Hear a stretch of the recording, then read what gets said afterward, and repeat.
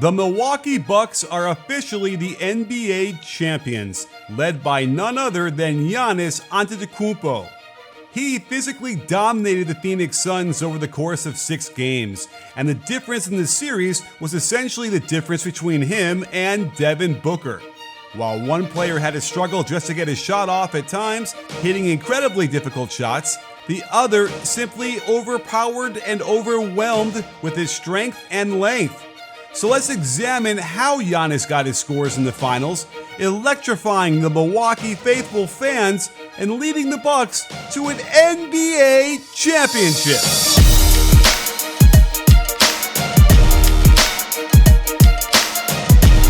I charted every basket Giannis made in the finals, and here's how it broke out. His isolations in the half-court proved to be unstoppable, with DeAndre Ayton being the defender who gave up the most of these types of buckets. With no one playing well besides Giannis, they were more than happy to clear out the side and let him go to work. This is good defense to hold his ground and contest, but the jump hook was working last night, especially when shooting it from this close. The Bucks want to force a switch and make it a little easier for Giannis by attacking Crowder instead. The Suns had found success jumping him when he did his usual spin move, but Booker doesn't recognize it, and this semi-awkward jumper was a shot the Suns had no problem giving up, but Giannis was on a roll. Here's an example where they did jump him on that spin move, but Bridges is a step late and gets there just in time to foul him. The fact that this jumper went in told you how special a night this was going to be for the Greek Freak.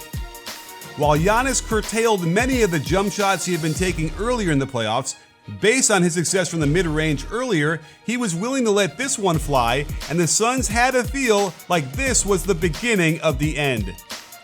This set got screwy with Tucker freelancing to go to a second screen for Middleton on the wing, and as the shot clock started ticking down and Crowder guarding him, he just goes to work. Great to see him use his strength to get into the lane, but then step through to release pressure and elevate.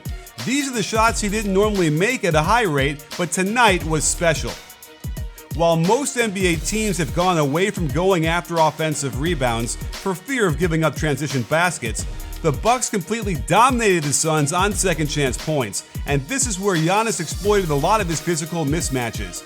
Off the turnover by the Suns, it forced Crowder to pick Giannis up down low in the post. While this starts as a post-up and Bridges correctly comes over to double, the defense looks like high schoolers trying to stop a 7-footer as he just grabs the ball and puts it back in for the layup. As the Bucks push it up in the fourth, notice that Crowder is guarding Middleton, and I guess he goes to the low block to offer support for Booker, who has to pick up Giannis for a second. But that puts him in a 25-foot closeout to a shooter, and he promptly gets blown by, forcing Ayton to rotate over, and that leaves the backside exposed with only Chris Paul back there, and Giannis tips it in. It was truly great to see Giannis strip down his game to the absolute best parts, unlocking his full potential. And it's the same kind of discovery you can make when finding tickets by using SeatGeek. It is by far the best place on the internet to shop for tickets to any sporting event, concert, and even the theater. They find tickets from all over the web and grade the prices to let you know you're getting the best deal.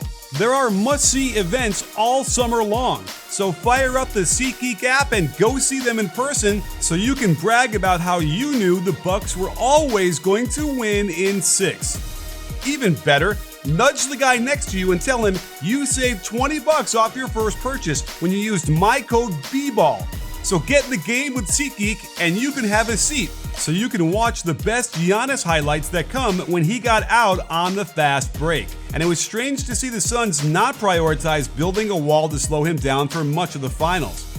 He only got 1 bucket in transition in Game 6, but it was an incredible sequence. Mikal Bridges sprints by Holiday and CP3 hits him with a perfect bounce pass. This is a surefire 2 points, folks. But Giannis comes out of nowhere to get this ball before it hits the backboard. And with the 5-on-4 back the other way, we don't quite get his patented Euro step, but he gets that second step beyond Ayton, and this throws Ayton's timing off. You can see him jump too early, landing before Giannis even releases the ball with a nice inside hand flip off the backboard. Tied for the 4th most common bucket was Giannis as a roll man and a cutter. This started out as an isolation, but Ayton was by far their best defender on him, primarily because he was strong enough and quick enough to get in front and hold his ground. This flows into a quick ball screen for Holiday. And remember, when you allow the ball handler to use the screen into the middle of the court with an empty strong side corner, there is no help on the roll man, and the quick dribble throws Ayton's timing off once again, leading to an easy layup over the help. Towards the end of the third, the Bucks uncorked one of their best offensive sets. Setting the ball screen for Holiday to the left wing was false action. The real meat and potatoes was the double staggered cross screen for a Giannis post-up on that left block. However, watch how Crowder defends this by separating himself this far off Giannis of all people and not communicating with Cam Payne. It was head-scratching and baffling to see him willingly allow Giannis to be open under the hoop for a couple of seconds until Holiday whips the nice pass to him for the easy finish. And when it came time to take hold of his team, put them on his back, and carry them to the title, Giannis went down low to the post-up. He uses the right arm and right foot plant to leverage Ayton back a step, gathers himself with a balanced jump stop, replants the right foot to get a little more explosion, gets fouled when Ayton's arms comes too far forward, and still displays soft touch on the release with no follow-through to cut the lead to 1. Midway through the fourth, and the Bucks smelling blood, they wanted to run their favorite set, where Middleton-Iverson cuts off the Giannis screen.